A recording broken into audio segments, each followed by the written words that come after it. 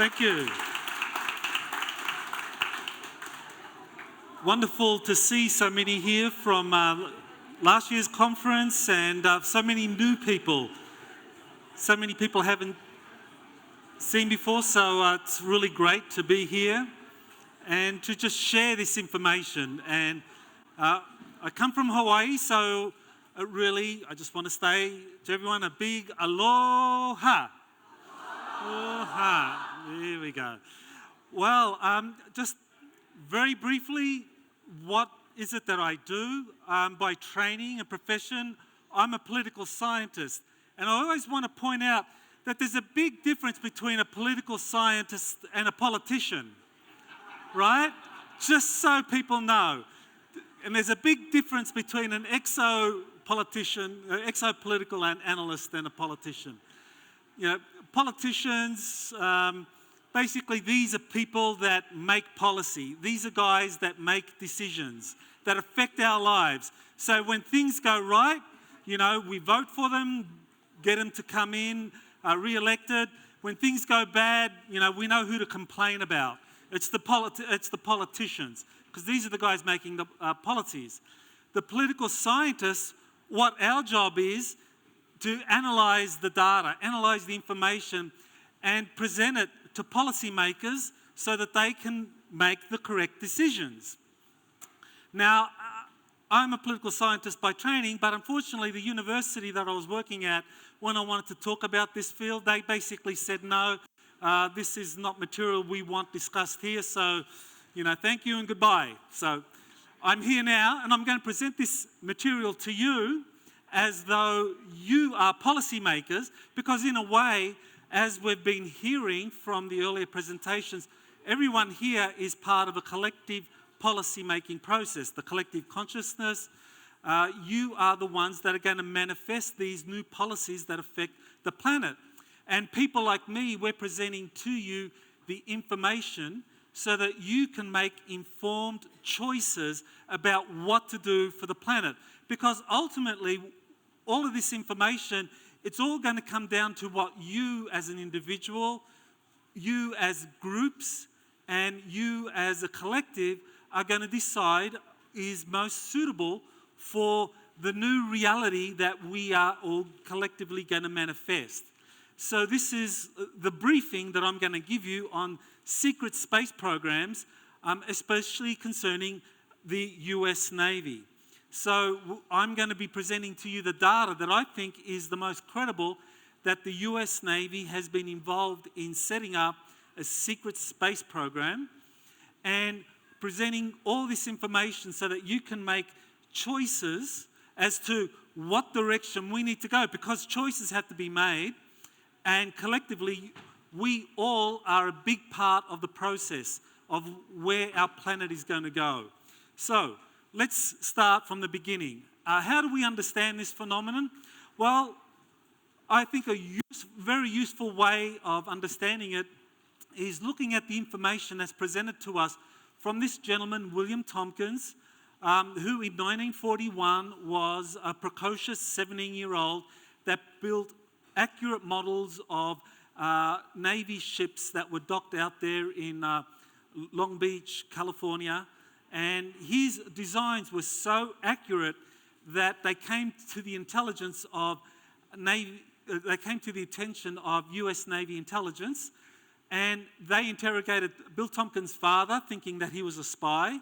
And once they realized that it was really his son that was behind these models that were displayed very prominently in Hollywood Boulevard in a department store, they interrogated his son and realized that they had a prodigy, really a child prodigy who had eidetic memory, an incredible attention to detail, who could build these accurate Navy models. And they thought, well, this is the kind of person that we want to have working for us. So at 17 years old, they basically took Bill Tompkins out of high school and stuck him in this kind of little-known aircraft company called Vultee Aircraft, which eventually was absorbed by some of the other aircraft companies. But Navy Intelligence was the organization that he began working for. Tompkins wrote about his recruitment by US Navy Intelligence, about his time at the Vultee Aircraft Company, and then how he was reassigned to Naval Air Station San Diego, where the story begins.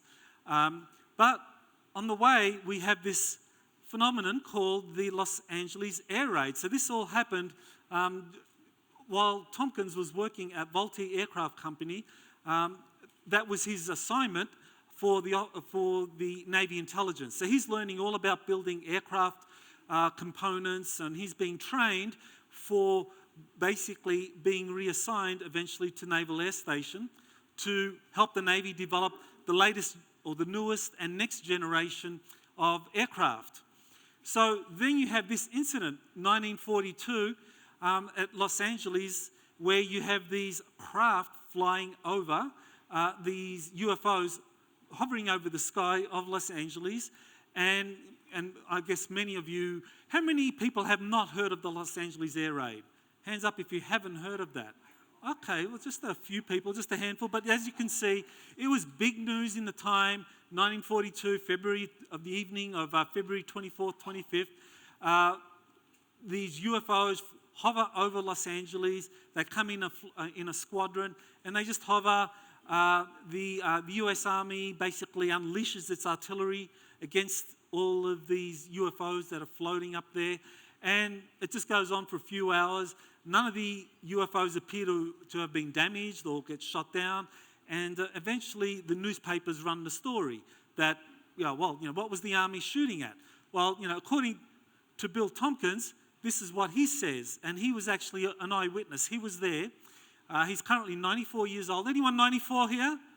Any 94? Okay, well, so he was there. He was there at this time, and he said, just after midnight, the air raid sirens and anti-aircraft guns of the coastal artillery woke everyone up.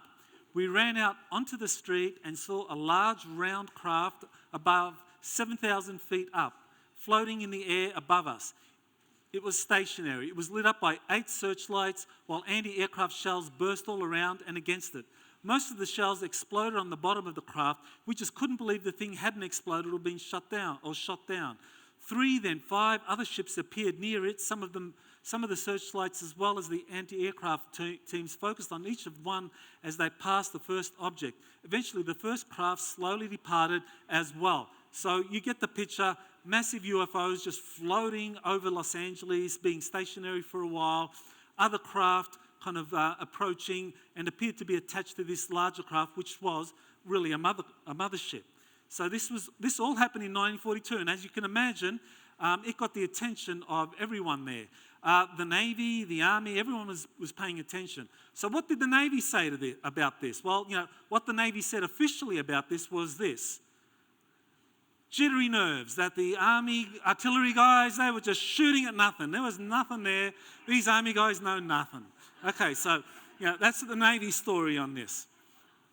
The Army, the Army Secretary, he's a little more wanting to give the, due recognition to the brave guys manning the artillery barrage. And it's like, well, there was something up there. They were shooting at something, but we don't know what it was. But, the guys were doing their job, so they weren't jittery. They were doing their job. So he was kind of covering the butts of the guys, shooting up at nothing, according to what the Navy said was up there. But something was up there. It was covered by all the news media. Bill Tompkins saw it, and many others reported seeing this object up there. So something really did happen. But what? Well, there was a document that was released, part of the Majestic Documents. This is something that Dr. Robert Wood has become well known for. He collects and authenticates Majestic Documents. And these are documents that are leaked, that are official documents, but that have not been released through the Freedom of Information Act, nor will you find these on the National Archives. These have been leaked, but they are official documents that have been authenticated by Dr. Wood and others to be genuine. So these are real documents that tell us about what happened, even though they're not officially acknowledged. They have been shown to be very accurate. And so what these Majestic Documents tell us is that the craft, that what happened at Los Angeles in 1942, that was a real incident where 2 craft were shot down or recovered, and that one was recovered by the Army and the other by the Navy, and that at least one of the craft was taken to the Army's premier research facility for aerial objects. At the time, in 1942, there was no US Air Force. It was the US Army Air Force, or the US Army Air Corps. They actually they merged in around that time to form the US Army Air Force. So the premier research facility for all foreign aircraft was Wright Field in Dayton, Ohio. So this is where these UFOs were taken. So it's very important to keep in mind that this is where the Army Air Force, as it was known at the time, took all its most experimental or foreign research aircraft. So here's an FBI memo showing that in 1947, the Roswell UFO crash, that the Army Air Force took it to Wright Field for study. So the Army Air Force, this is what they did. Any UFOs, any foreign objects, anything of note, they would take there for study. So, what did the Navy do? We know that according to Secretary Knox at the time, you know, the Los Angeles air raid incident was just jittery nerves. But we know from this official document that was leaked that the Navy got its hand on aircraft, on UFOs. So what the Navy did was it basically set up a study group. It set up a group to find out what was going on. What are these objects? Where do they come from? So the person that they got to run this program was James Forrestal, who at the time of the Los Angeles air raid was the Undersecretary of the Navy. And in 1944, he becomes the Secretary of the Navy. He replaced the guy, John Knox, who thought it was all jittery nerves. This was his replacement later on, James Forrestal. Now, according to William Tompkins, James Forrestal, he was put in that position of Undersecretary of State by Roosevelt, and there was a reason for that, and that was because Forrestal was already in communication with a group of extraterrestrials, Nordic extraterrestrials, and that they placed him in that position, that they orchestrated for him to be chosen by President Roosevelt to become the Undersecretary of the Navy, and then eventually he became the Secretary of the Navy. And Forrestal was the guy running the Navy's research program to understand what these objects were. So according to Bill Tompkins, Forrestal gets a communication from these Nordic extraterrestrials. Now, by Nordic, you know, we think of the term of kind of like, you know, Swedes, Scandinavians, kind of blonde, blue-eyed, very attractive extraterrestrials. Well, you know, Bill Tompkins, he's using the term in a more generic sense to refer to kind of human-looking extraterrestrials. But what he's saying is quite amazing, that back in 1942, at the highest levels of the US Navy, and even with even with President Roosevelt, these human-looking extraterrestrials, or Nordics, as Tompkins refers to them, were already playing a role in helping the US Navy and the US get a heads up on these UFOs, on these anti-gravity aircraft that the extraterrestrials were flying. Now, why is that? I'll get into that a little bit later, but it's important to keep in mind at this point that in 1942, the Navy and the US, more generally, is actually being helped from behind the scenes by a group of extraterrestrials, the Nordics. So this is what Bill Tompkins said, quote, "What's most important here, Secretary of the Navy, Forrestal, had a communication from Nordics to make a selection of the individual who was to take this Navy espionage program. What's important here is that of the 37 admirals that could have been picked to handle this, an individual who had not been influenced by having graduated from Annapolis or gotten all of the incorrect information about everything on this planet, which is misinformation that's been given to us by the reptilians, for at least 5,000 years controlling this planet, end quote. So, what Tompkins is saying here is that at this point in US history, the US has just started the Second World War. You have this Los Angeles air raid where 2 UFOs are recovered. This Undersecretary of the Navy is being given messages from these Nordic extraterrestrials and told who to pick from amongst the Navy's officer corps to run this top secret espionage program that the Navy was going to set up to find out what was going on in Germany when it came to UFOs. Because back then in 1942, the Navy realized very quickly that these UFOs, these were things that the US was barely beginning to understand, but the Germans had been studying this for well over a decade and they were far ahead. So the Navy was playing catch up.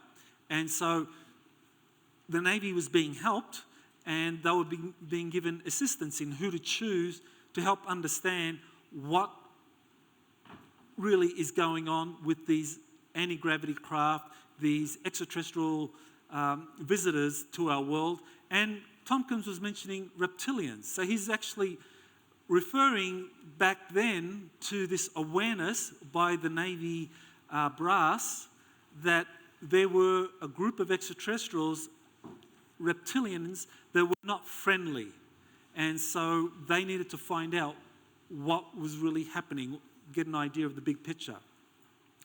So Commander Rick Obota, at the time, Rick Obota, who basically was tapped on the shoulder to run this Navy espionage program out of Naval Air Station San Diego, he was given orders to travel. At the time, he was the head of the Power Plant Department, Bureau of Aeronautics in Washington, D.C. for the Navy, and he was ordered to travel to Wright Field. This was on the same day that the crash occurred in Los Angeles.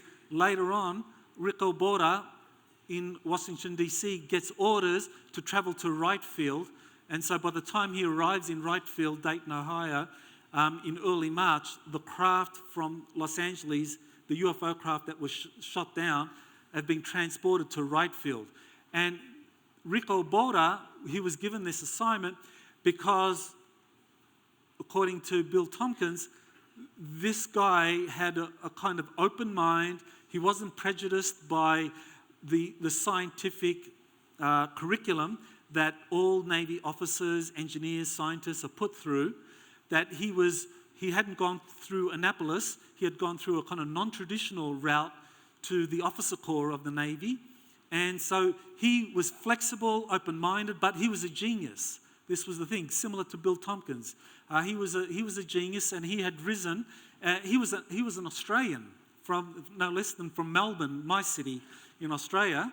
So he was born in Australia in 1891 and eventually emigrated to the US and joined the US Navy and rapidly rose through the officer corps. Didn't go to Annapolis, but because of his brilliance in engineering and understanding of experimental aircraft, he rose to become the chief of the bureau plant at the Bureau of Aeronautics, which was a very important part of the Navy. These were the people that were basically developing the high-performance engines for the Navy's combat aircraft.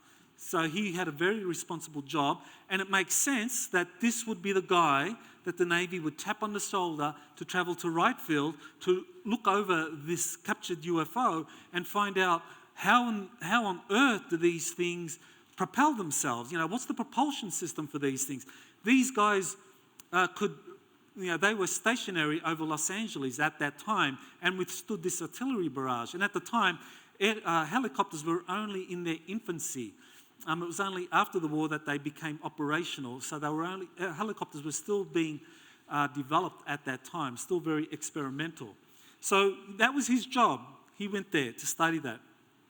Now, according to Bill Tompkins, those two craft that were retrieved from the Los Angeles air raid, that these were actually drones. These were unmanned extraterrestrial craft that were a gift to the US Navy, to the US. Why did they do that? Well, I'll explain that.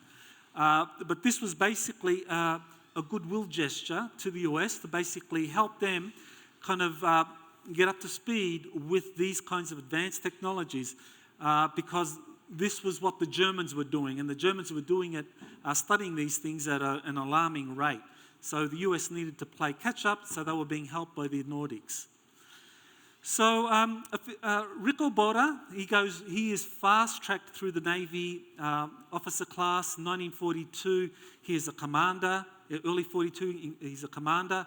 By the middle of 42, he's promoted to captain, full captain.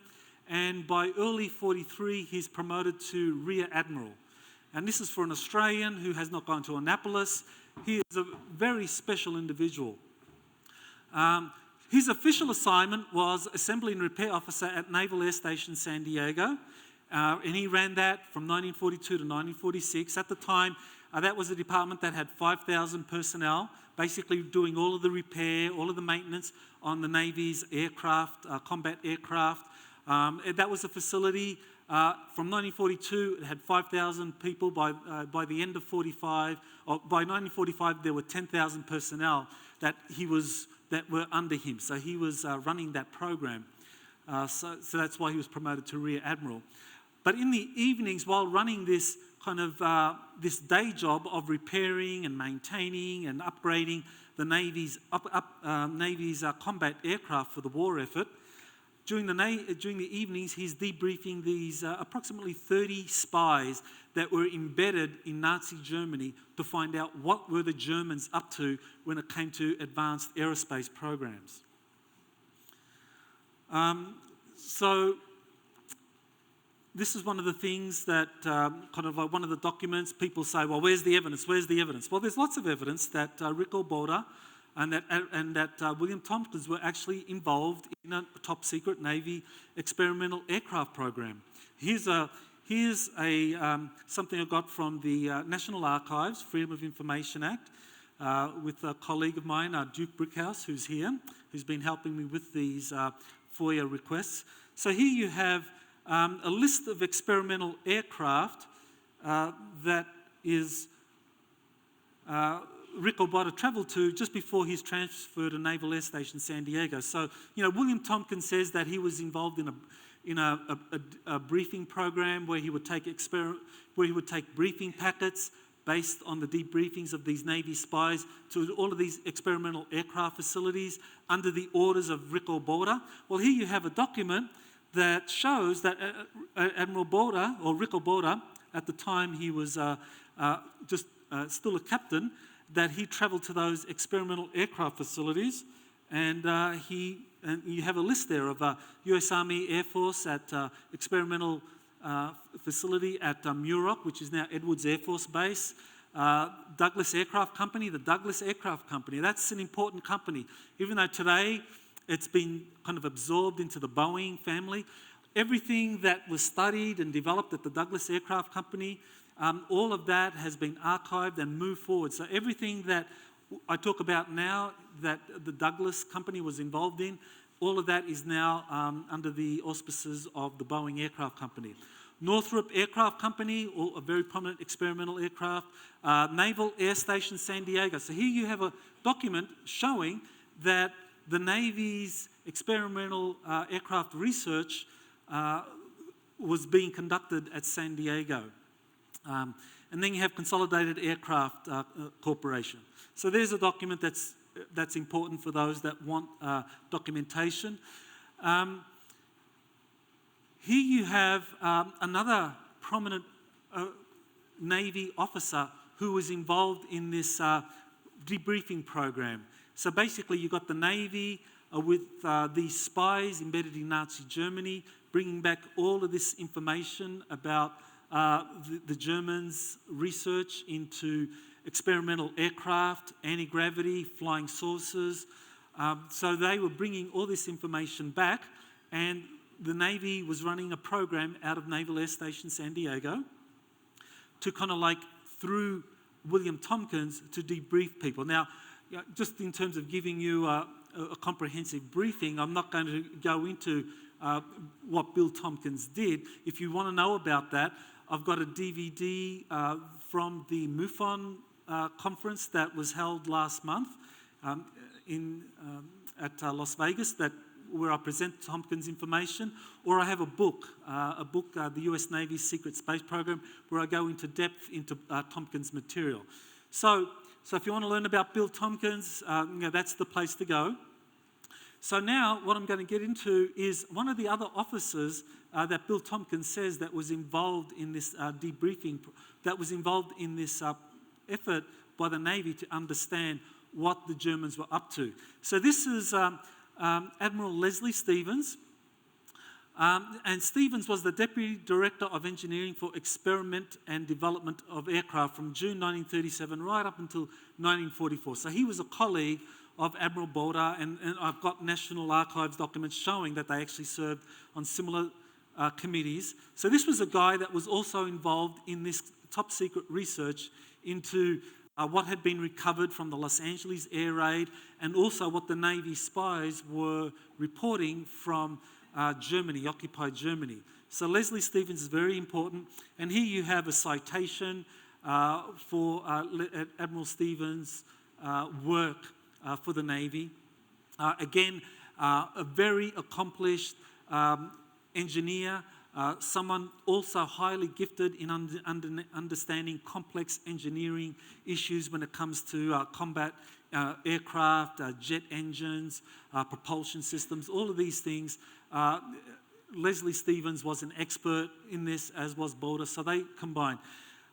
So Leslie Stevens and Admiral Boulder were both very much involved in this Navy program into understanding advanced aircraft and anti-gravity principles.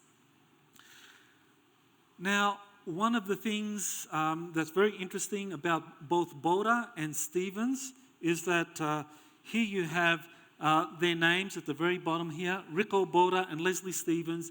In 1946, they were given retroactive promotions to Rear Admiral. So even though they officially served out the war as captains, because of the war, the Navy didn't go through its normal process of Congress kind of like reviewing promotions to Admiral. It had to be delayed till after the war. So here you have a document showing both the retroactive promotions of both Admiral Stevens and Admiral Boulder. Now, the important thing to keep in mind with Admiral Stevens is that he was the father of Leslie Stevens, the creator of the Outer Limits. And Vice Admiral Leslie Stevens, he also set up the psychological warfare program that the Navy had put together to basically put the public off the scent of what was really going on with the secret space programs. But at the same time, they would seed the truth into the mass media. So Leslie Stevens was the person who set up this psychological warfare program where the Navy would simultaneously deny the truth about secret space programs and extraterrestrial life, but at the same time seed that information into the public consciousness through the mass media. So I discussed this in the book, Insiders Reveal Secret Space Programs. And Leslie Stevens, the son of the Admiral, he was the guy, he worked for US Army intelligence, and he and his father were very close. And he was the instrument by which the Navy would basically seed this information into the public arena. So you have Leslie Stevens in various episodes of the Outer Limits revealing some of the things that were really technologies that were really being developed at the time. So one of the episodes, who remembers the Obit episode in the Outer Limits? Anyone remember that? Okay, well, we got a handful of Outer Limits aficionados. So Obit, the outer band individuated teletracer, was soft disclosure of some of the technology that was actually under development or had been developed. This technology was based on the chronovisor technology. Basically, it was a way in which a device was created whereby they could locate the unique frequency signature of any individual on the planet and just tune into that person. So, you know, how the iPhone, you know, it has its camera and the NSA is recording what we're doing even when the iPhone is off and all of that. Well, they've had this technology since the 50s and 60s. I mean, this is how advanced these technologies became, that they could tune in to the unique energy signature of any individual on the planet and see what they're doing. So this is the kind of technology that existed. And Andy Basiago, he was involved in this program called the chronovisor technology. And the chronovisor was an actual piece of technology which is very important for us to understand, because as you can see there, it's like you're able to look into the past or the future. And it was developed by the Vatican.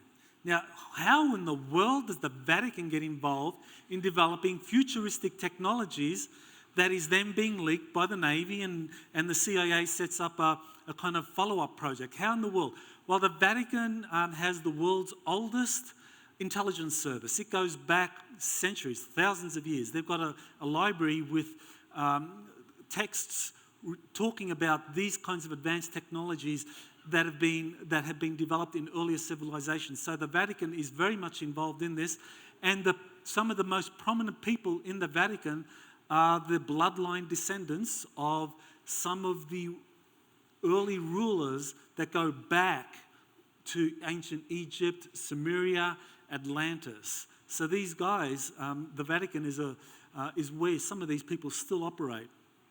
So basically you have the chronovisor technology being developed by the Vatican shares it with the CIA, and the CIA then sets up its own program in the 1960s under DARPA, and Andy Basiago was involved in that, and he talks about that in many lectures. It's important because it means that with this technology they can look into the future and anticipate future events and kind of take whatever actions they need to preempt those. So, Gene Roddenberry based Star Trek on the secret US Navy space fleet. Well, Gene Roddenberry was actually given a briefing by the son of Admiral Stevens, Leslie Stevens. So Gene Roddenberry was read in to the Navy's secret space program. He knew what was going on. And his job was to seed the public with the truth about the Navy having a secret space program, and that there was this Nordic extraterrestrial groups out there. So these were ideas that needed to be seeded, even though the Navy would deny it. And the Navy is very brilliant because it's almost like they always deflect attention from themselves and deflect it onto the Air Force. Very good in terms of because the Navy, if you do a Google search on virtually any Navy admiral, incredibly difficult to find information about these guys. US Army, US Air Force generals, pages and distinctions and awards. I mean, they like to show that they are top guns, right? The Navy are much more secretive, and that's why they've been so good at keeping these secrets. So the Navy inspired Roddenberry with some of these ideas, and you can see it in terms of what Tompkins has talked about, what Corey has talked about, that many similarities, the parallels are so close. It's like, well, was Roddenberry briefed about this program? And the answer is yes, he was. So you have the Nordics, in real life, the Nordic extraterrestrials. In Star Trek, you have the Vulcans, kind of like peaceful, helping us evolve to the next level in our civilization's progress. The bad guys, the Klingons, the reptilians, okay, again, parallels.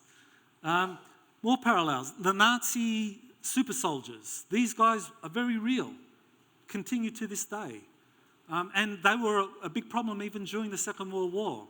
If the war had gone on for another few months, these guys would have turned the tide of the war. That's how close it got. In Star Trek, you have the bioengineered humans, the master class. You remember, Khan's dialogue about, the super race being destined to rule over. Well, that's the mindset of the Nazis. Then you have the artificial intelligence, the Borg. Same thing.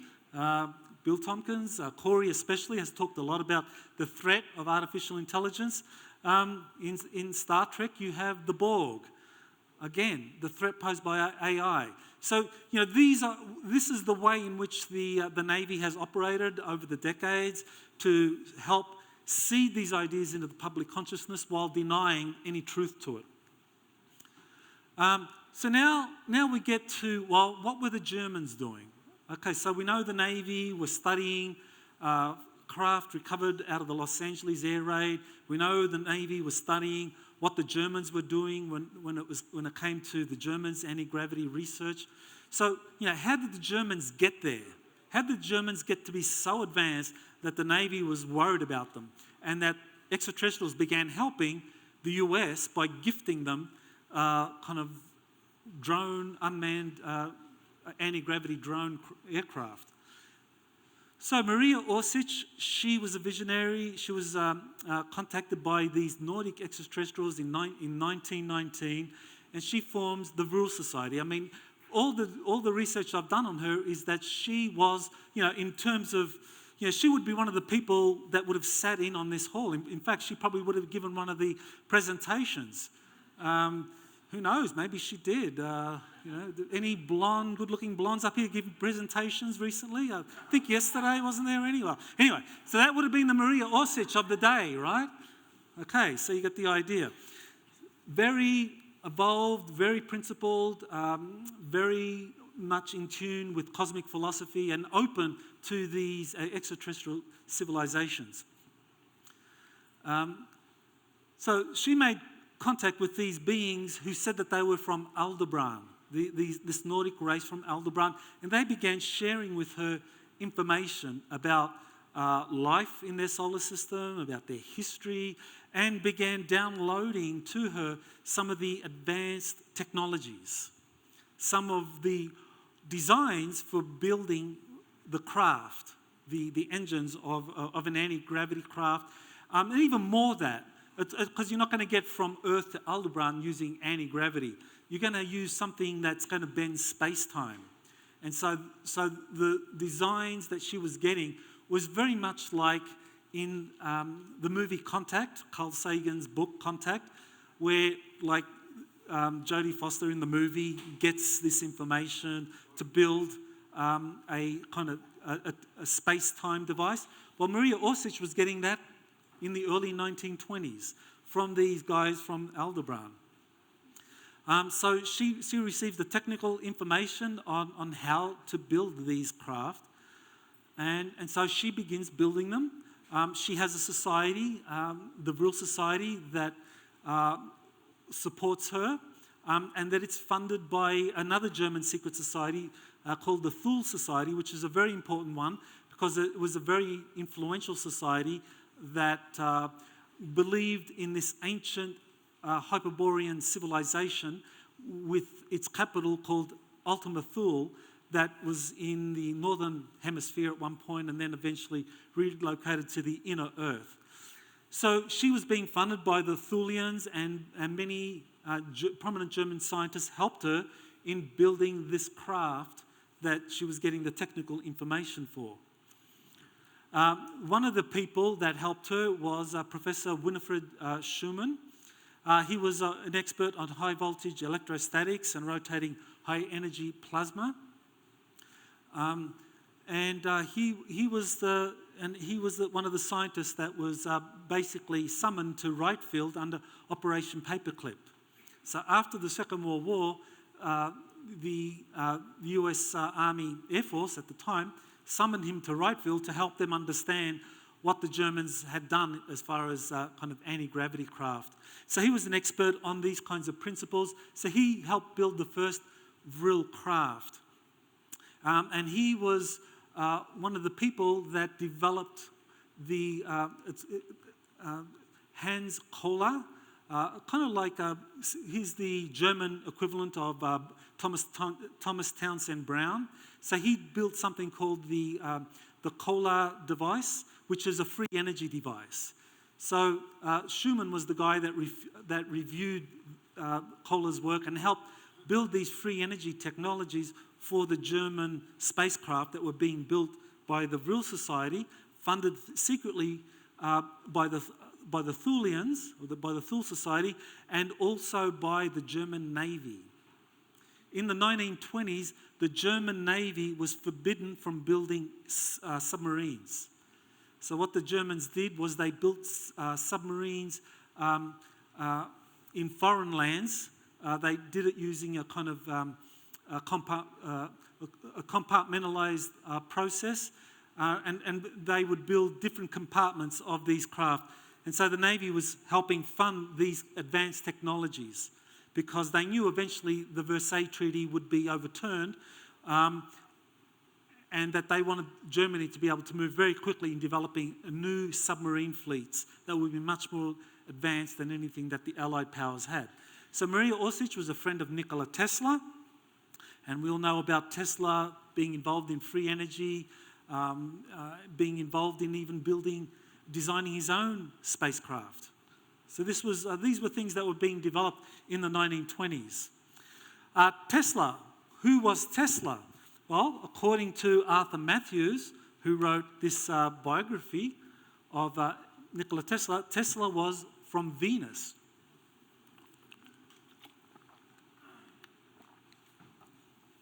So Tesla said that he believed he came from the planet Venus, and during the landings of a spaceship on my property, the members of that ship said that Tesla was a child from Venus. So this is Arthur Matthews, who was himself a contactee, had an encounter with the Venusians, who said that Tesla actually came from the planet Venus, and that Tesla himself had told Matthews he was from the planet Venus. So there you have the kind of involvement of certain extraterrestrial groups in the evolution of human society by inspiring scientists, highly gifted psychics and telepaths with all of this information that could help humanity move forward. So who was Maria Orsic? Well, in a February 19th, 2016 interview last year, Corey said, when the military found out about Meyer's case, that's Billy Meyer, they sent people over with some photographs for him to try and identify the female being he saw. He quickly pointed out one photograph saying, that's her, that's her. Apparently the photo he pointed out was of Maria Orsic, the medium from the Vril Society who was making contact with inner Earth groups and who played an intimate role in the pre- and post-World War II German secret space program. So the Germans had a space program, not only that they developed during the war, but after the war, that their space program had different functions, different groups were doing different things, and one of the things that this particular group associated with Maria Orsic was doing was having contact with people and telling them that they're from the Plejarians or the Pleiades, but in fact that they were from the Earth, that they were actually part of the German space program, but they were forbidden from sharing that information. Spacecraft prototypes were being built throughout the 1920s. Well, is that true? Well, we know Otis Carr in the early 1960s, he built a teleportation flying saucer using off-the-shelf equipment.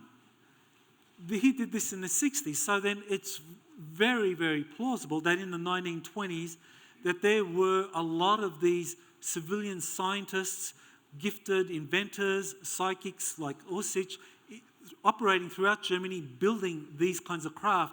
And in fact, that's what Bill Tompkins said. He said that there were multiple civilian programs in Germany that were building these things. Tesla was doing similar things in the United States and in Canada. So this was something that was happening worldwide. But it was being run by civilians. But Germany was unique because at that time, the German military was very weak.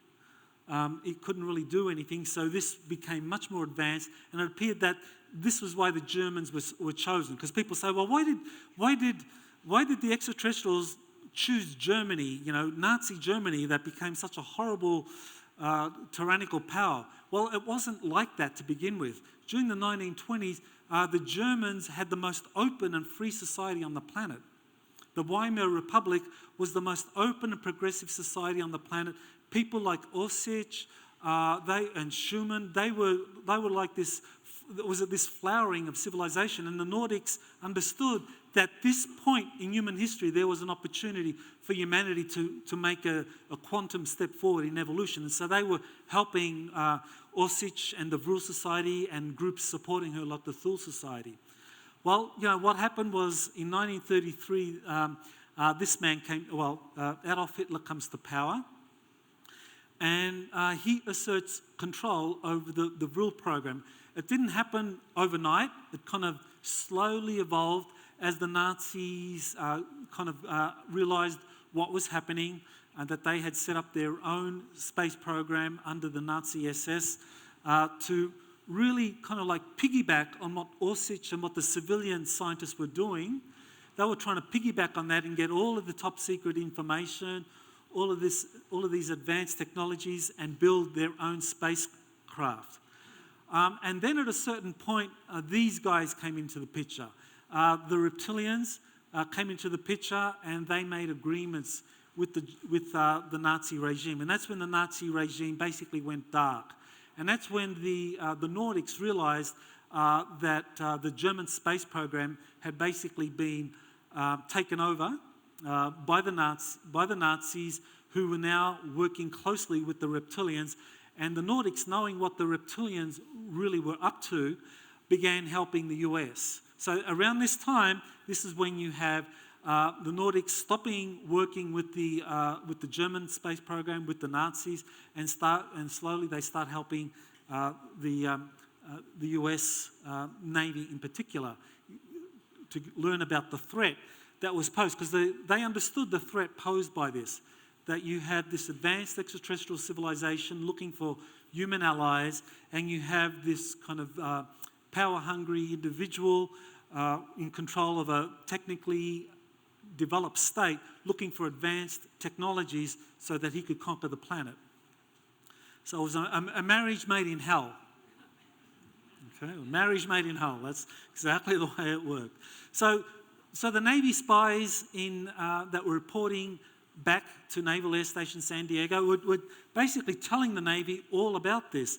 And Tompkins was saying that what the Germans had developed as a result of the early collaboration with the Nordic extraterrestrials and the Vril Society, developing the prototype flying saucer craft in the 20s and early 30s, and then what the Nazis were able to do through the SS, that they were able to come up with 30 prototypes, 30 designs of anti-gravity, space-time folding craft that could be used for space travel and that could be used for the war effort.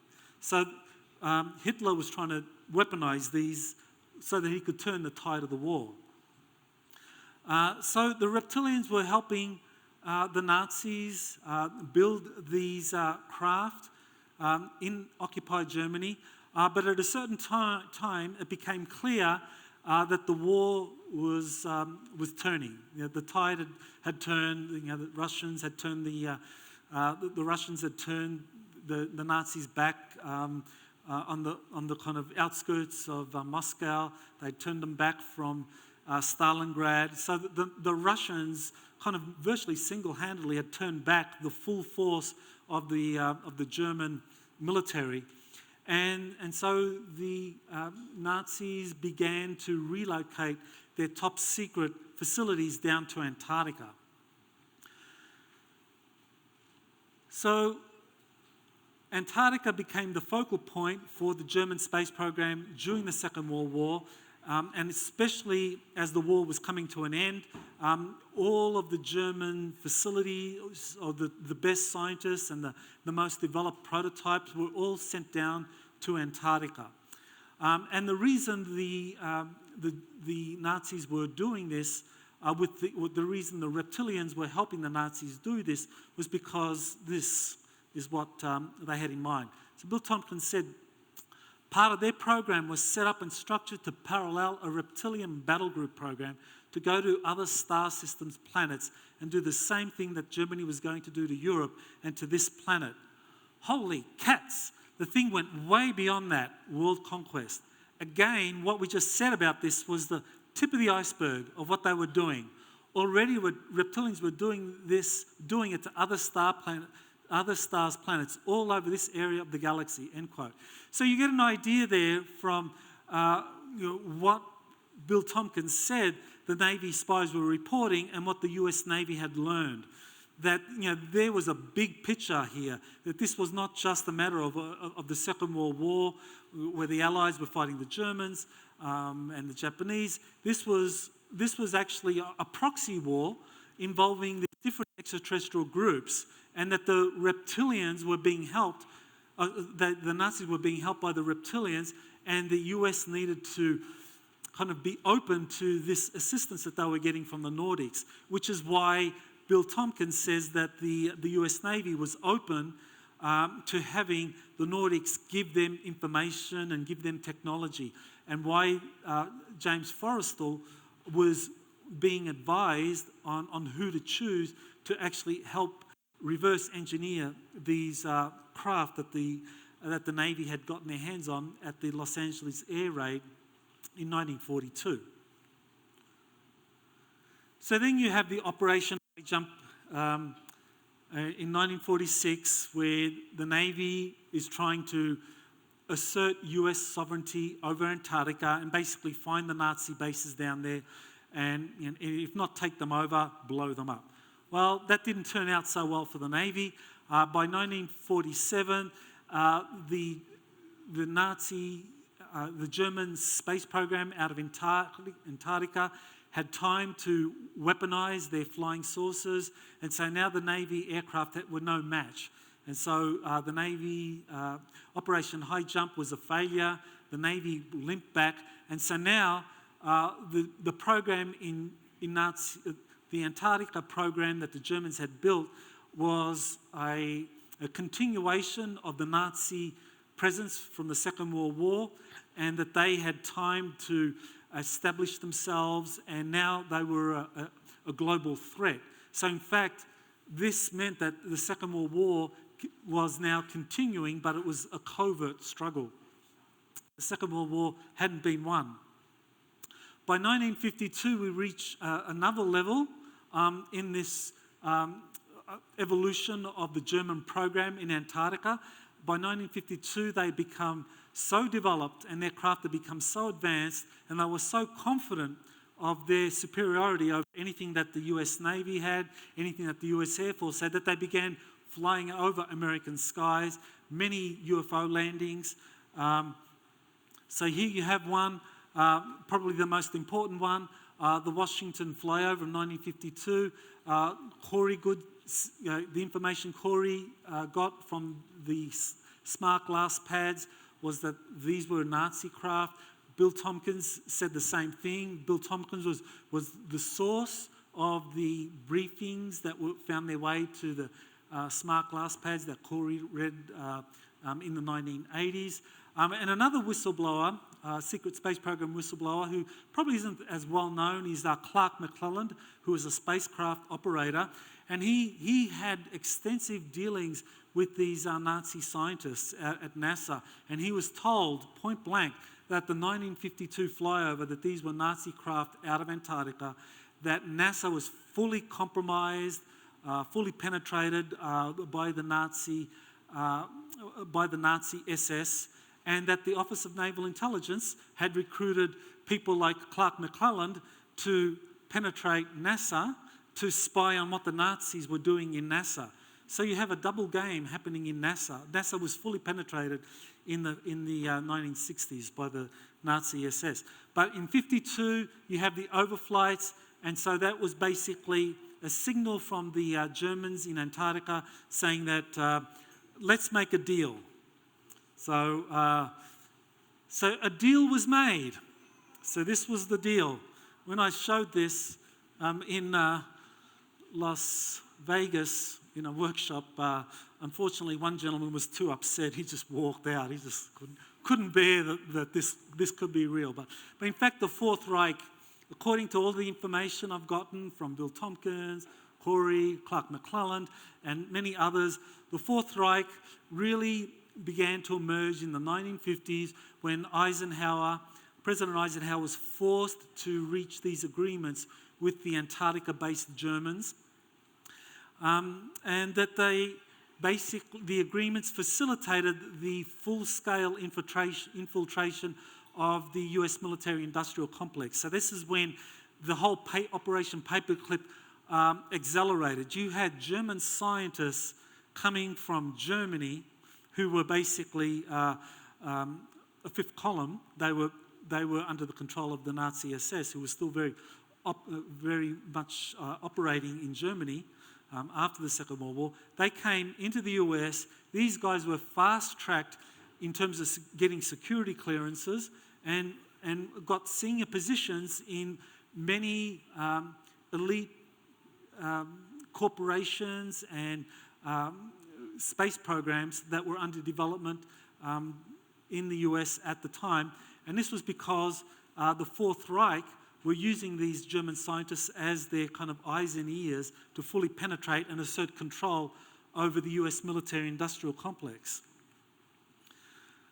Okay, so this is where now we get to the next stage, which is, well, how did the Navy respond to this? What did the Navy do as they're getting all of this intelligence? They're aware of what the Germans are up to in Antarctica. They've sent a battle group down there, and the battle group was defeated. They know about the flyovers. So what did the Navy do? What was the Navy's response? So the Navy's response, according to Bill Tompkins, is what I describe here, was to basically build their own battle groups with the secret assistance of the Nordic extraterrestrials. So, as I mentioned, the Nordics were in touch with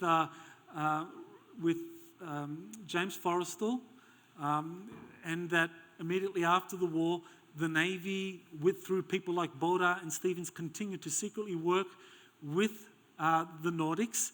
And so Tompkins himself, he has very interesting genetics, and I won't say anything more about that.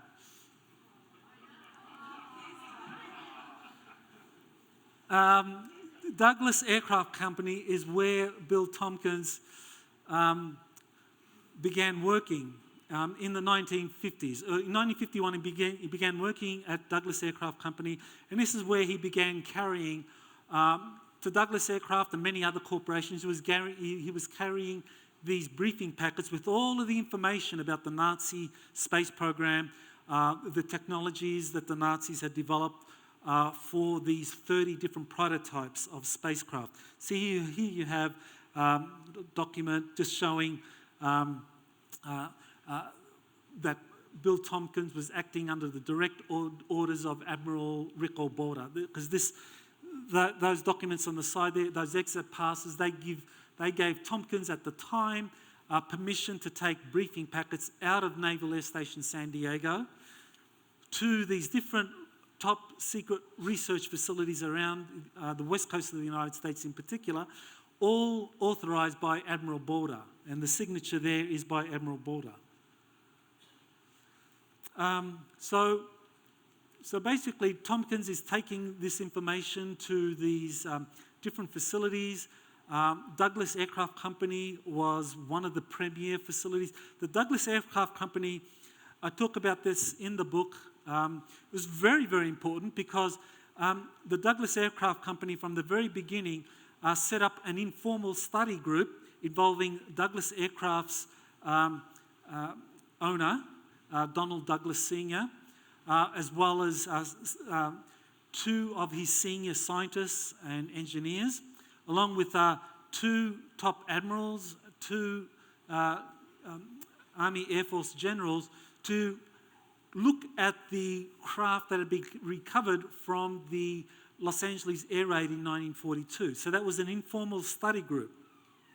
By 1945, that informal study group under the Douglas Aircraft Company evolved into the RAND project. And the RAND project was set up in October 1945 under the Douglas Aircraft Company. And the RAND project, one of its secret function was to study extraterrestrial technologies. That was an important goal that it had, to study those technologies and help the Navy, help the Army Air Force set long-term policies for how to deal with this. So the RAND project was involved in that. By 1948, RAND project morphed, it split off. Basically, 2/3 of the RAND project split off and formed an independent company called the RAND Corporation, and 1/3 that remained stayed in the Douglas Aircraft Company, and that became an advanced think tank called Advanced Design in the Douglas Aircraft Company. And that's where William Tompkins worked from 1951 right up until 1963. So here you have a document, one of the leaked Majestic documents showing that the RAND project, so in 1945, the RAND project, this document comes from 1947. This is a 1947 document that shows that the RAND project was actually involved in the study of extraterrestrial artifacts. So that document says, 1, based on all available evidence collected from recovered exhibits currently under study by, and it goes through a number of research facilities, including RAND, US Air Force, Army Material Command, and so forth. And then it says that the evidence are deemed extraterrestrial in nature. This conclusion was reached as a result of comparisons of artifacts discovered in 1941. This technology is outside the scope of US science, even that of German rocket and aircraft development. So this is a 1947 document showing that the RAND project, which at that time was part of the Douglas Aircraft Company, was studying extraterrestrial technologies. So, you know, there is evidence, documentary evidence, that this was very real and that William Tompkins was involved in this because he worked at the very company that was studying these extraterrestrial artifacts. And Tompkins says that this was precisely what he was doing at the Douglas Aircraft Company, and that he was doing it with the assistance of extraterrestrials. But before I get to that Nordic extraterrestrial assistance, I just want to mention that this was where you have the Navy and the Air Force splitting off. In 1948, you have a splitting off where the Navy goes its own way in setting up its own secret space program, and the Air Force goes its own way in setting up its own secret space program. So in 1948, the Air Force basically believed that space was an extension of air. Major General Curtis LeMay, then Deputy Chief of the Air Staff for Research and Development, considered space operations to be an extension of air operations. So the Air Force basically said, space, that's our domain, and they took over the RAND Corporation, funded it, and it became basically its own independent entity under total control of the US Air Force. And so the RAND project, the RAND Corporation began helping the Air Force in developing outer space surveillance systems. So the RAND was helping the Air Force develop a generation of space stations. This is just a kind of early concept design, but it gives you an idea of what the US Air Force eventually developed through the assistance of the RAND Corporation. So there is an Air Force secret space program, but it involves kind of space surveillance and craft that can kind of service these space stations, approximately 2 stations up there that are kind of stealth stations. So this is what the Air Force has up there, and fleets of anti-gravity craft that can service them and travel to nearby objects like the moon. But the Navy was always interested in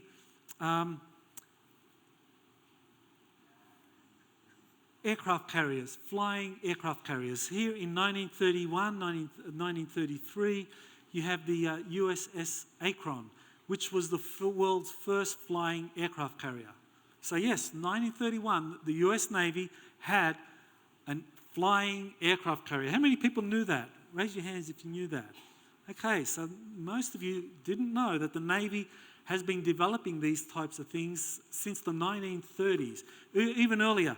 That this was developed in conjunction between Goodyear and the Zeppelin company in Germany.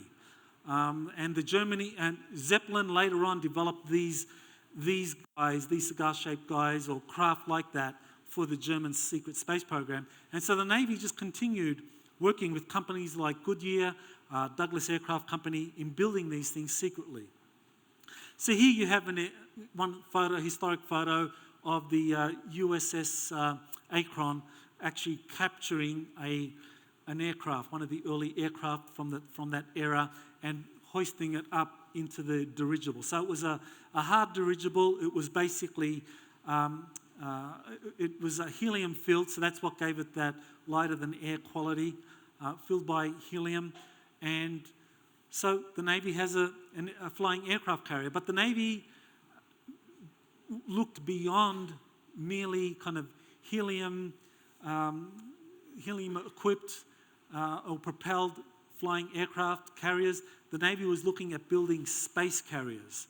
And with the help that they were getting from the spies that were reporting back to Naval Air Station and the scientists at places like Douglas Aircraft Company, the Navy began to develop some early designs for this. So Bill Tompkins talks about how he was flying back and forth, delivering these briefing packets to different companies like Douglas. So he said, I'd been flying up to Douglas from Naval Air Station, North Island, San Diego since spring 1943. Now, 7 years later, it had been over a year since the divorce, the split between the RAND project into RAND Corporation and the advanced design at Douglas. The atmosphere in the tank was thick with overwhelming tension and resentment. The personnel who had been forced to stay with the family, Douglas Aircraft Company, were hit the hardest. Those who wanted to stay but who had to leave also had strong feelings. Everyone was very unhappy with this split, but that split led to the aircraft, it led to the Air Force having its own program and the Navy having its own program. Now, reflecting back, I think that this was probably a wise choice, that they had made a strategic decision. And these guys are really very strategic, very smart people, especially the Navy. These guys could see 10, 20, 30 years down the track, because they're always thinking ahead, because the Navy always has to plan 30 years ahead. Because when you develop an aircraft battle group, you need to think 30 years ahead to replace it. And so, when you've deployed one aircraft battle group, you have to think 30 years ahead to replace it. So the Navy does this, and they were thinking 30 years ahead, and they realised that, if we continue down this path, we're going to be thoroughly infiltrated by these Nazis that are working through Operation Paperclip, that are working with the military-industrial complex, and that are involved with the Germans in Antarctica. So let's split off. Let's split. Let's have the Air Force working closely with the Germans, and we'll go our own way. We'll see how far we can get doing it on our own. So the Air Force went its own way, the Navy went its own way. I think it was a very good choice, because the Air Force got thoroughly infiltrated and compromised and taken over by the Nazi SS and began working with reptilians who infiltrated the Air Force. But the Navy kind of were able to shield themselves from that. And I think that was a kind of strategic choice that the Navy had made with some of the people from the Air Force that, that they thought were trustworthy.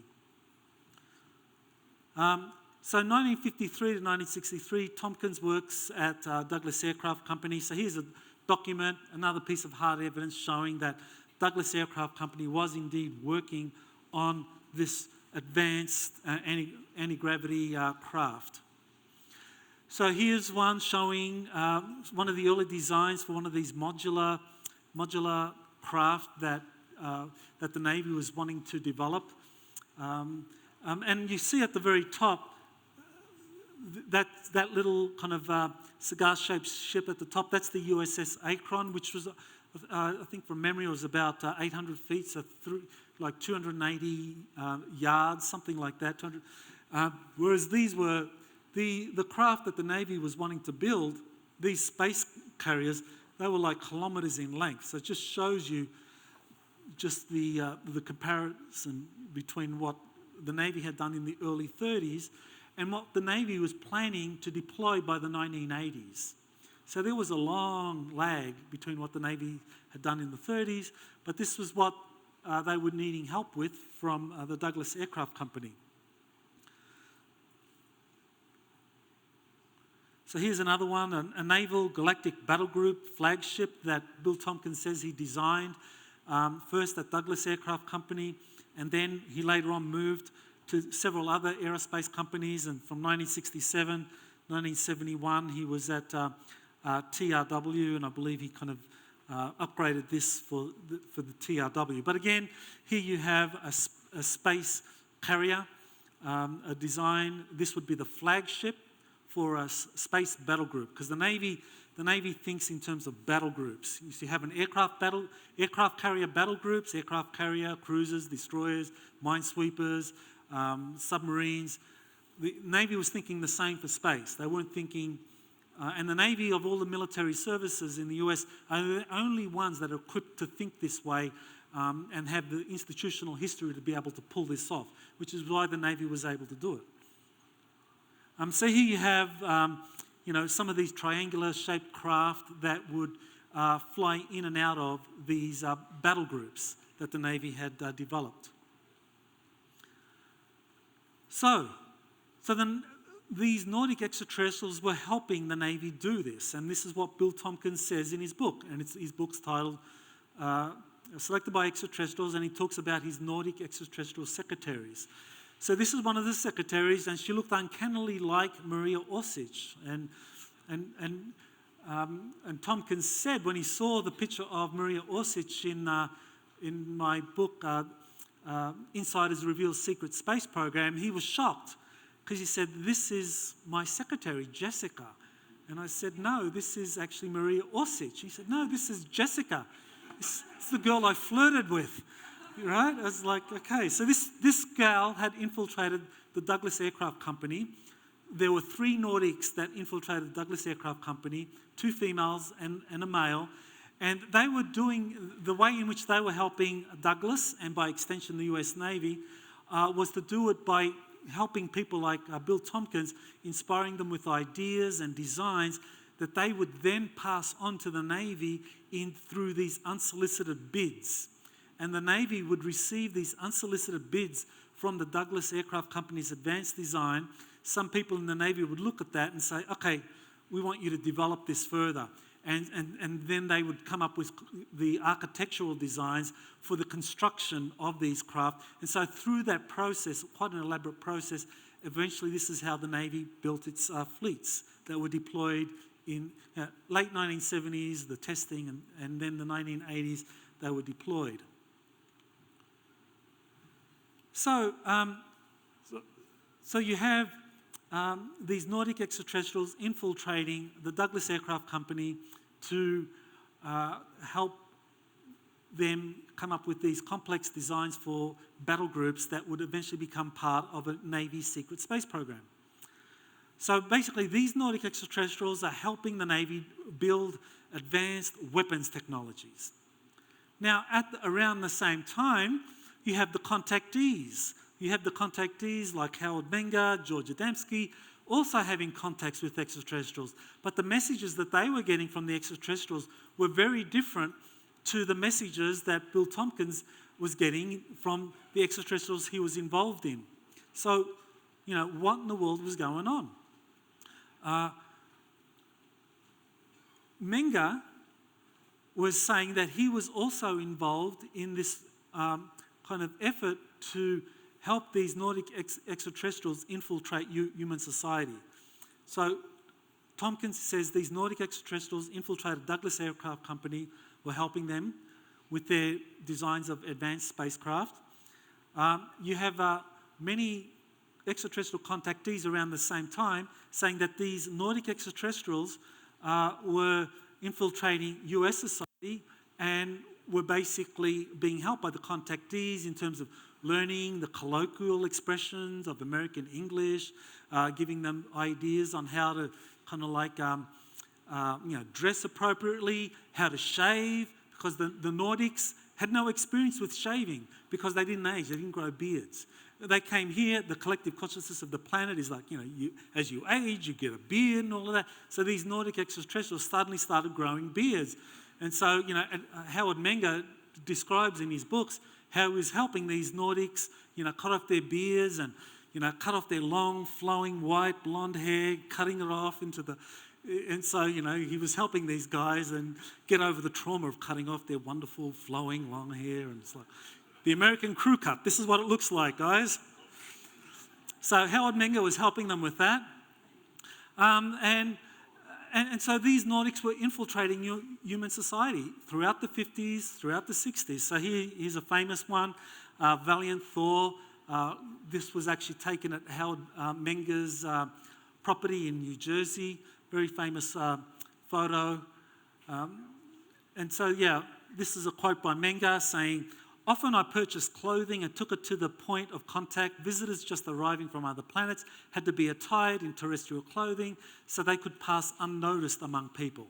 So there you have Valiant Thor with two of his crew members from Venus. That's right. Venus is part of all of this. So, is this true? Well, you have Robert Dean, who actually rose to a very high position as a non-commissioned officer in the US Army. He became a command sergeant major. And for anyone who's been in the military, that is a very senior position as a non-commissioned officer. So he was assigned to the SHAPE headquarters, which is the supreme headquarters of Allied powers in Europe. And he was put in charge of the duty roster. So the officers, they would be assigned to times that Robert Dean determined that they needed to work. So colonels and all of that, they would show up according to the roster that Robert Dean was coming up with. And so they, to kind of show favours, they would kind of pass him interesting pieces of information to kind of like curry favour with him. And he says he saw one of these documents was called the assessment. And he described the assessment as a very highly classified, cosmic top secret NATO document describing how Nordic or human-looking extraterrestrials were infiltrating human society, infiltrating the military, even the political system, and that there was no way of being able to tell these extraterrestrials apart from humans. So they were very worried about this. So this was something... So you have these Nordics that Bill Tompkins says is infiltrating human society, that are helping the Navy, and the reason they were doing that was because they were wanting to use the Navy as a proxy to help them in this galactic conflict with the reptilians, who are a very aggressive imperial race who have this kind of master-slave caste system which they impose on worlds that they conquer or influence, and that the Nordics have a kind of a very different view which emphasises many of the things that we would acknowledge and that we would value, freedom, equality, those sorts of things are part of the kind of Nordic political philosophy, but they are not part of the reptilian political philosophy. So the Nordics, they were using the US as a proxy in this galactic battle. So, we are a proxy force. So the Navy was basically being helped to build this battle group that eventually the Nordics hoped would help them in this galactic-wide conflict with the reptilian empire. So this is information that William Tompkins says that he was getting when he was working for the Navy and at the Douglas Aircraft Company, and that the Navy top brass were fully on board with this. There were many meetings at sea where aircraft carriers would have some of these Nordic craft landing on the aircraft carriers, and there would be diplomatic meetings because their aircraft carriers are very secure ships. They can be anywhere in the world, and no one would see what was going on these aircraft carriers. So meetings often occurred there with these Nordics. And so the Navy was working very closely with these Nordics, but in a very covert way. It wasn't overt. So why the contrast with the Space Brothers? Because I had that question. Many people have this question. How can the Nordics be helping the Navy build these space battle groups when on the other hand, we have the contactees telling us about, we being too barbaric and too violent, and that we are not going to get advanced technologies until we change our attitude, until we become more ethic. So what's going on there? Definitely a big difference.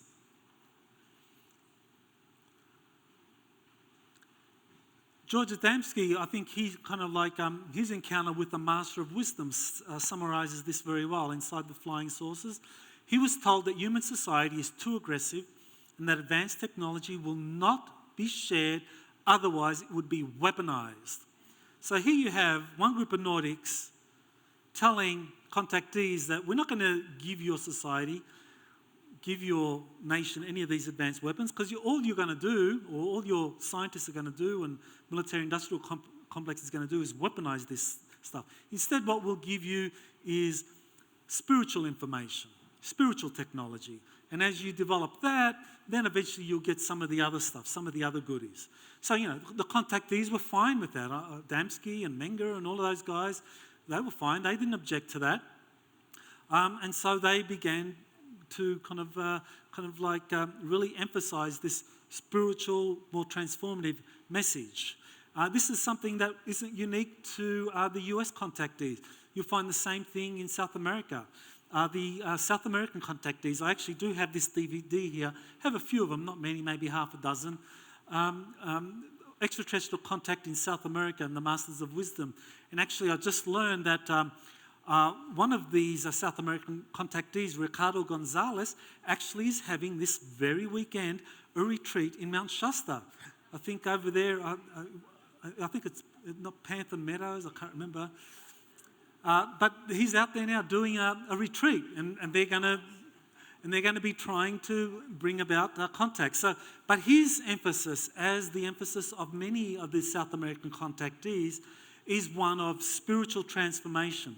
Kind of the things that you've been hearing today, earlier today and yesterday, about raising our consciousness, activating the chakra system, becoming fully empowered, deprogramming ourselves, and so forth. So these are the sort of things that the South American contactees have been emphasizing for a long time and continue to do today. Sixto Pascual, very famous contactee from 1976. He's been doing this. He's in Peru, and he has basically set up, he created a movement in the Americas, especially in the Latin American world, about these human-friendly extraterrestrials that are helping us kind of like evolve spiritually and get us to the point where we are ready for open contact. And so he talks about the cosmic plan. It's a video, you can find it on YouTube. Great video, only goes for, I think, an hour. And you have Sixto Pascual, it's subtitled, talking about the contact, the cosmic message. So why the difference?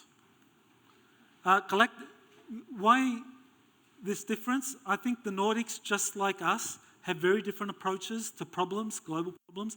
So the Galactic Confederation are strict non-interventionists, while the Alliance of Worlds are more interventionists.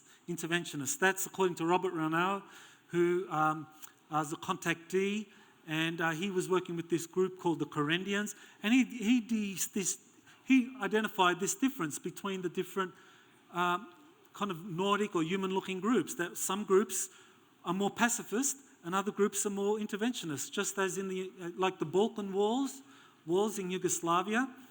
You probably remember the intervention in Yugoslavia, the breakup. The European Union were much more pacifist. Let's go in there in white uniforms and kind of like talk the talk to people, to both sides, and get them to embrace in unity. And the Americans kind of like looked at this for a little while and said, that's not working. Let's go kick some butt. And so they went and kicked butt, and peace agreements were signed pretty soon afterwards. And it's just the way it is. It's just different groups have different philosophies in how to promote conflict resolution. Some think using force is the way to do it. Others, raising consciousness and dialogue, believe that's the way to go.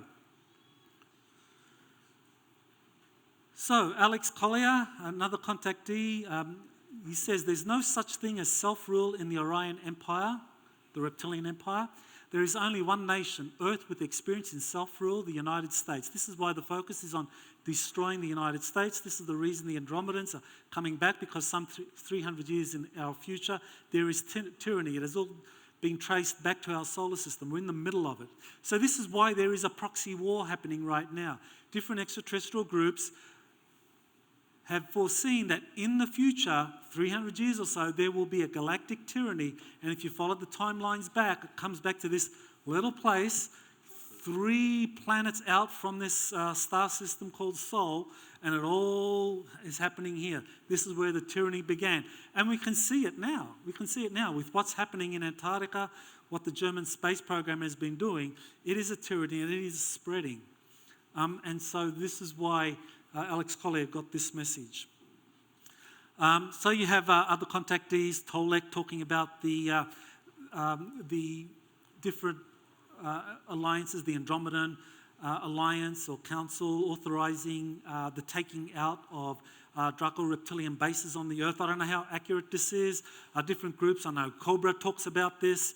The Draco-reptilian bases are being have been eliminated now. What's left is the Cabal. Very, very possible. But again, it just shows that we are in a proxy war. We have to think big. We have to kind of like think about the different actors that are involved here. Corey talks about the super federation of human extraterrestrial races. These groups, between 40 to 60 of these human-looking extraterrestrials. Some of the, they're running 22 different long-term genetic experiments on the planet. So they have a long-term vested interest in how humanity evolves. And others are kind of more recent newcomers. You have the Homo capensis, the eggheads. Some of those are more recent arrivals, and so they have been kind of like a disruptive force in terms of this long-term influence that goes back 500,000 years or so. You have the Russians also being helped by these Nordic extraterrestrials. When did this begin? Okay, well, when did it begin for Russia? Interesting, Edgar Casey, what Edgar Casey had to say about Russia. He said, quote, "In Russia there comes the hope of the world, not as that sometimes termed of communist or Bolshevik, nor but freedom. Freedom, that each man will live for his fellow man. The principle has been born. It will take years for it to be crystallized. But out of Russia comes again the hope of the world." So he said this back in, 1944. He was not talking about the Soviet Union. He was talking about a time, he foresaw a time when the when the Soviet Union would collapse. And the thing that would follow the collapse of the Soviet Union would be what would give humanity hope. And of course, the Soviet Union collapsed in 1991. Boris Yeltsin becomes the first president. And basically, Russia took a while to get back up, but then it eventually did under a new president and prime minister. Interestingly, Corey, in one of the Cosmic Disclosure interviews, talked about how the Anshar had been were helping the alliance. So this is the Allied powers. So this is a quote, and one of the things that I saw was a series of meetings that Kari, had with military types. The material looked 40s, 50s era, and she was speaking with Russians, with English, Canadian, United States representatives of the military, and assisting them. And they said that they assist them psychically, they assist them with some technology. So, similarly to what William Tompkins was saying. So this is just corroboration for the sort of thing Bill Tompkins was saying, that the United States and the Allies have been helped by these Nordic extraterrestrials throughout the Second World War and subsequently. So the Soviet Union, immediately after the Second World War, started up its own research. It had its own equivalent to Operation Paperclip, bringing German scientists in to develop rockets. But the Russians never really trusted the Germans, and so the Russians kind of developed they were able to kind of like get ahead of what was happening in the United States. And so the Russians were able to develop these cosmospheres. And these were electrogravitic, atomic-powered kind of space platforms positioned using rocket thrusters, visible to radar, and they were 40 miles up, armed with these charged particle beam weapons. So Peter Beta, how many people have heard of Peter Beta? Okay, just a few of you, a handful again. You know, a bit of history, but from 1979, 1982, he actually worked in the Kennedy administration. He was a senior official in the Import-Export Bank, and then later on he talked about what was going on in terms of space programs. He was talking about a Russian space program that employed these cosmospheres, and he was talking about an American program, but he was really talking about the Air Force run program. And the Air Force program was in competition with these guys, with the Soviet Union program in space. In 2016, Corey reported seeing these kind of spherical objects in the southern hemisphere, and these appear to be a kind of the latest generation of these Russian cosmospheres. And these are very capable surveillance craft, and those are portholes. So that these are manned orbiting platforms, spherical, that the Russians have built in space, and that more recently they've been helped by the Nordics in building these things. So it's really under Putin, Vladimir Putin, that you have a lot of the contacts moving forward with the Nordic extraterrestrials and Russian officials. So in 1997, you have the president of the Russian Republic of Kalmykia, who is a Buddhist. Also, he was the president of the World Chess Federation. He had encounters with Nordic extraterrestrials, and you know, rather than being removed from power and ridiculed, he was allowed to talk on Russian national TV. And even though there were a few people in the Russian parliament saying, "Why is this guy talking about contact with extraterrestrials?" The Russian Prime Minister and President Putin later, he okayed it. He said it was fine, no problem. You know, let the people know about this. So there were no consequences. He wanted people to know. He wanted the Russian people to know that we are having extraterrestrial contact and meetings are occurring with high-level officials. So this is something that was signaled through this Russian president of Kalmykia being allowed to give this interview on Russian television. Then you have Prime Minister Medvedev in 2012 in a hot microphone incident, basically giving more information about the Russian program to monitor extraterrestrials living amongst us. So the Russians have their own MIB program. We have those. Our program's run by Tommy Lee Jones and you know, those guys, and it's reported accurately in the Men in Black series, right? But the Russians have their own program. And he says, quote, "Along with the briefcase with nuclear codes, the president of the country is given a special top secret folder. This folder in its entirety contains information about aliens who visited our planet. Along with this, you are given a report of the absolutely secret special service that exercises control over aliens on the territory of our planet." So there he's saying not only do Russian presidents get a briefing on all the different extraterrestrial groups visiting our planet, but they also get a briefing on the organisation that was set up to monitor extraterrestrials living amongst us, that this is actually an international organisation and that the Russians are a part of that. Okay, so this is something that, you know, Men in Black is soft disclosure. That's what it is. So, you know, if you want to brief people, get them to show them Men in Black, and it's like, this is what's going on. Okay, so then you have the Russians being helped with advanced weapons technologies by the extraterrestrials to neutralize, you know, what was happening in Syria. You know, we only get the reports of the conventional weapon technologies that these terrorist groups, ISIS and that, were being used there, and that the Cabal groups were using in Syria to help ISIS overrun the Syrian regime, because that was the plan, to have Syria, to have Damascus overrun by the Syrians to fulfill biblical prophecy which called for the destruction of Damascus for the end times, because the destruction of Damascus was a signal that end times prophecy was going to happen, and this would be a third world war. But the Russians were using the Nordic technologies that they had been given to neutralize all of the Cabal technologies that they were using in Syria to help ISIS overwhelm the Damascus regime. And Corey kind of talks about this process. In that May interview, we did an email exchange. Corey said, quote, "The technology provided directly to the SSP alliance has all been of a defensive nature.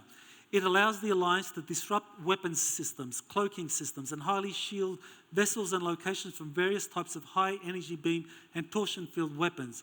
Torsion weapons that rip apart buildings or craft by twisting the space-time fabric that the structure exists in at the moment, causing the targeted structure to rip apart." So kind of echoes of 9/11. So this is the kind of technology that the Cabal used in 9/11, and they have used that around the world, and they were wanting to use it in Syria. But the plans were basically neutralized because the Russians were given this advanced technology by the Nordics to neutralize all this advanced stuff that the Cabal were planning to use in Syria. It was a highly scripted program. But it didn't happen.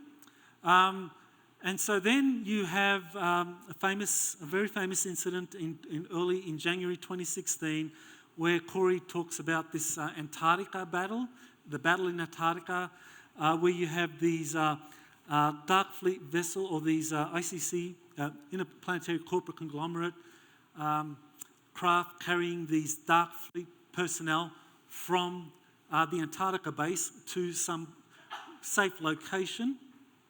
And that they were then attacked by these small delta-shaped craft belonging to the Earth Alliance, and basically these delta-shaped craft had firepower that was just unbelievable, that they were able to neutralize these much larger pumpkin seed-shaped ships, and that the Interplanetary Corporate Conglomerate that is headquartered in Antarctica didn't know that such small vessels could carry such firepower.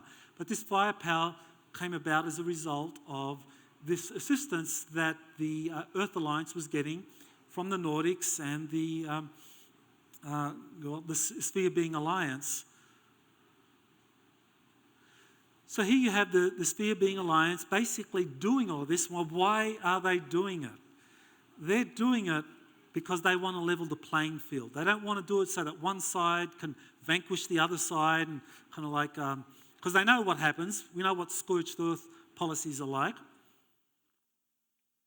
They're doing it to level the playing field because they want to conduct or promote dialogue, negotiations, so that both sides can reach a negotiated outcome. And that what we reach on Earth as a negotiated outcome can become a model for the galaxy, who are having their own kind of similar conflict as ours is. So they're trying to level the playing field. Corey talks about Air Force officials investigating claims of a secret Navy space program. So the Air Force are now starting to kind of like look at the intelligence that Corey has been putting out and saying that, well, this doesn't add up. There's, talking about these 8-foot tall blue beings, avians, and that's ridiculous, right? It can't be true. But yet the intelligence he was receiving was very accurate. So the Air Force started to abduct him and do due diligence, and they found out that, my God, this guy's the real deal. So, eventually their attitude changed. There was a profound attitude change. And eventually they realized that Corey was telling the truth about his SSP experiences. And so they came down, and the Air Force ego kind of came in. It's like, well, could the Navy have hoodwinked us so completely into having their own space battle groups, 8 space battle groups out there and operating with Nordic extraterrestrials. And it's like, no way, those Navy guys, those guys, no, we're the tip of the spear. And so their assessment was, there are 2 possible explanations for what Corey's information is, and one is a visiting group of Nordic extraterrestrials known to the military-industrial complex is manipulating Corey through mind control and feeding him accurate information for an unknown agenda.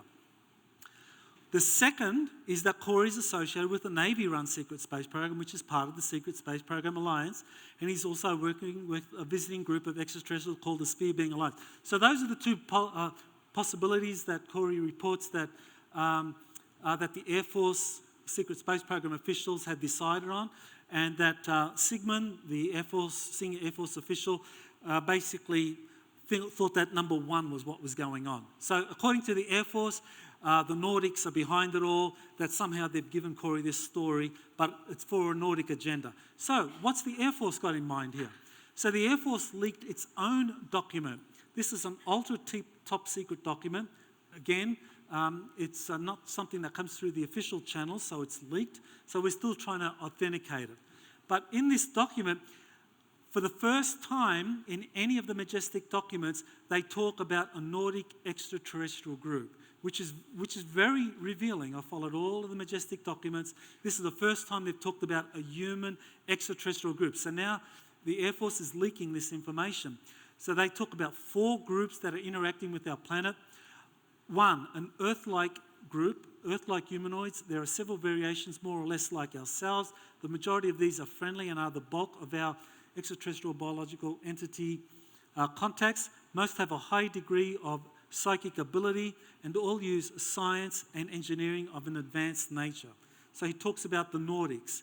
He talks about other groups, but because I've only got 5 minutes left, I really need to kind of get through this. But you can find out about that by just doing a Google search on this article, New Majestic Document, on my website, exopolitics.org, and I have all the references there, and you can read about it.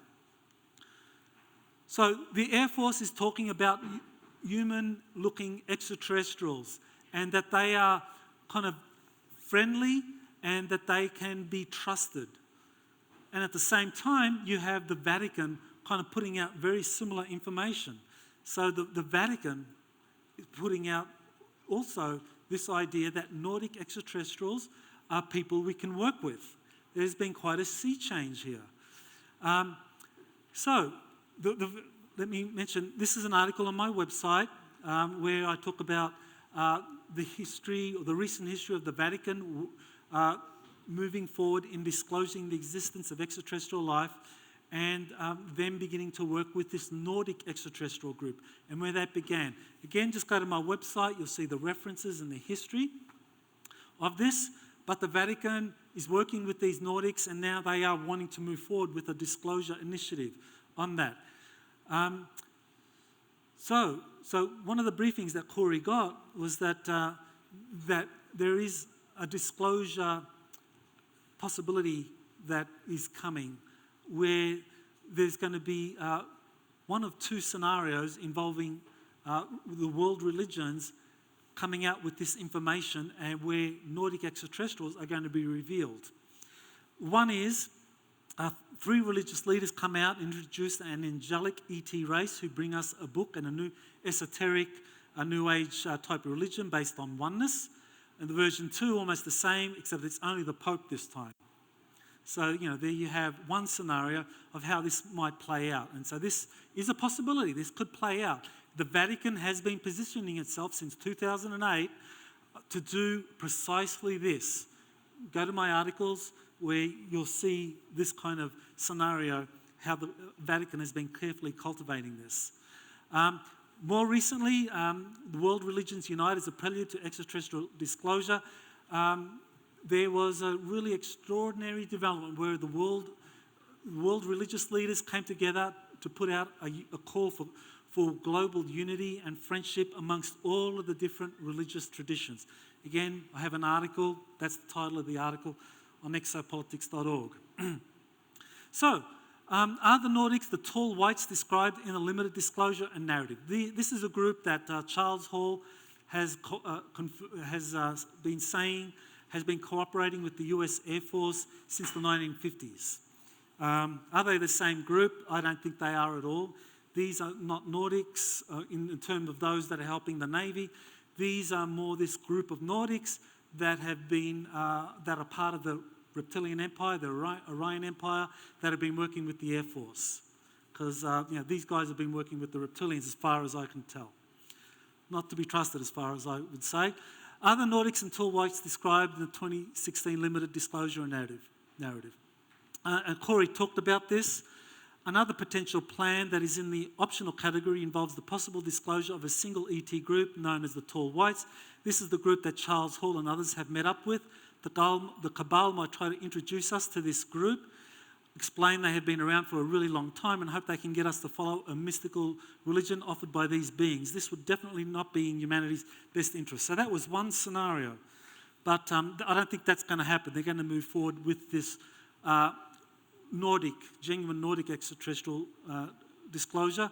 I asked Corey about, what did Kari have to say about this planned Nordic extraterrestrial disclosure. She said that Kari stated recently that 4 extraterrestrial groups had decided they would no longer abide by the Muhammad Accords. They would begin a slow process of contacting people via dreams and then lead up to a more open contact. A Nordic-looking group is said to be leading this effort. According to Kari, the extraterrestrials are brothers and sisters of the Confederation. So these are people that she thinks are trustworthy. So there are those that criticise any kind of Nordic extraterrestrial contact as being Nordic extraterrestrials are either demons, reptilians in disguise, or they're puppets. All alleged descended masters, angelic beings, Christ-like ETs, evolved inner earthers are false. Some people are saying this. That's the program V. Who to trust? Who to trust here? Okay, this is the key here, and I've got about a minute. I'll wrap it up in a minute. Need to develop our inner capacity, higher self-connection to make the right choice about which groups to trust, about the different ET groups. As far as I can tell, historically there are 3 groups that have been intervening in human history for a long time. There's the human-looking Nordic ETs, and I've talked about them extensively, so I won't talk anymore. The Anunnaki, these are the group with the elongated skulls. They've been operating out of Antarctica for quite a long time. These are the ruling bloodlines, esoteric religion, very closely involved with the Vatican. The Draco reptilians, human sacrifice, the Fourth Reich, master race, slave labour, associated, the Saudis are very closely linked in with these guys. So we need to make the right choices about, ETs are here, alien technologies have been recovered, secret space programs exist, secret agreements have been reached. We need to make the right choices, private citizens exposing these covert programs, private citizens making choices about which ET, Earth groups to work with, and it's all happening now with Corey, the Anshar, and the SB Alliance. So in a way, we are like the Marquis from the Second World War, the French resistance. The human resistance to global deception, presenting a revolutionary global narrative of truth, friendship, and harmony. But rather than carrying rifles, we're carrying truth bombs. We're revealing the truth of what's going on. We are working with positive groups. We're trying to promote an optimal timeline to create ascension. And ultimately, these are the things that we need to make key decisions about. To what extent do we kind of integrate or balance these imperatives for truth, the imperatives for mercy, the imperatives for forgiveness, the imperatives for justice as this disclosure events unfolds upon us right now in our recent history, so that then we are fully prepared for the ascension event, which is really we are about to embark on very, very shortly. So I've got 2 books here. I've got a few copies left. So thank you for being so patient, and thank you.